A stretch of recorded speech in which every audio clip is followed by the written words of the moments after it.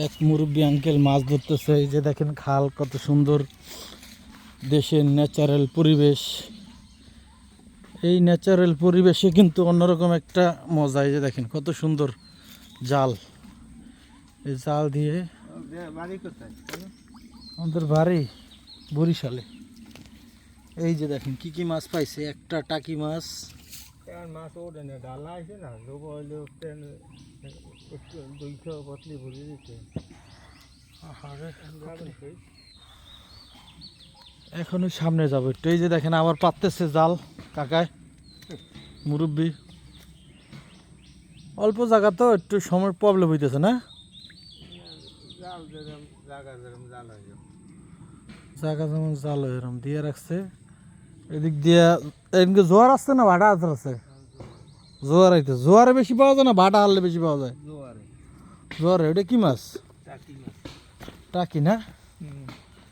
টাকি মাছ পাইছে, বাইং মাছ, এই আর কি কোনো রকম, মানে যা পান আর কি। দেখা যায় বয়ে রয়েছেন একটু 50-100 টাকার মাছ হইলো হয় কি। এই খেজুর গাছ কাটে কে? খেজুর গাছ এখন তো কাটে নাকি, মানে কাটে কে? আপনি কি কাটেন? না কাজ চালাম সবাই কাটছিলেন না? আচ্ছা, এটা কোন নদীর পানি? এটা তো নদীর নাম কি এটা? ওই তো কাউখালি কষা নদী, ওটা কষা নদী। উলারহাট কাউখালী নদীর পানি এই খালে ঢুকছে, বিভিন্ন খালে ঢুকে আর কি।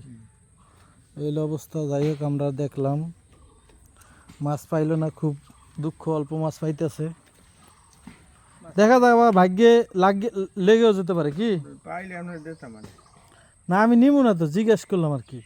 এখানে একটা মজার বিষয় হলো, দেখেন আমরা ঢাকা শহর লতি কিনা খাই। এই যে দেখেন লতি, অভাব নেই, হারা জায়গায় হয়ে বয়ে রয়েছে। ঢাকা 60 টাকা কেজি, 100 টাকা কেজি বিক্রি করে লতি না? খায় না কেউ, কয়দিন খাইতে মগে দিকে খায় না, কয়দিন খাইতে হে লতি আর কয়দিন খায়, আর ঢাকা পায় না। এই যে দেখেন লতির অভাব নেই, এই যে দেখেন লতি পরে রয়েছে। 1 ঘন্টা লতি তো হইলে মানে 1 মণ তোলা যায়। 1 ঘন্টা 1 মণ লতি তোলা যায়। তার মানে তো চাইলে এই লতিগুলারে তুললে এরপর আপনারা ঢাকায় পাঠাইতে পারেন, কিংবা বিভিন্ন বাজারে রাইখে বিক্রি করতে পারেন পাইকারি। আমার কাছে কিনি না ওগুলো, ঢাকা চালান দেয়। একদল মানুষ আছে তুললে লই যায়, 10 মণ 12 মণ একসাথে লঞ্চ উড়ে যায়। লঞ্চ উড়ে যায় না? আবার লঞ্চ উড়ে যায়, কেউ গাড়িতে পাঠাই দেয়।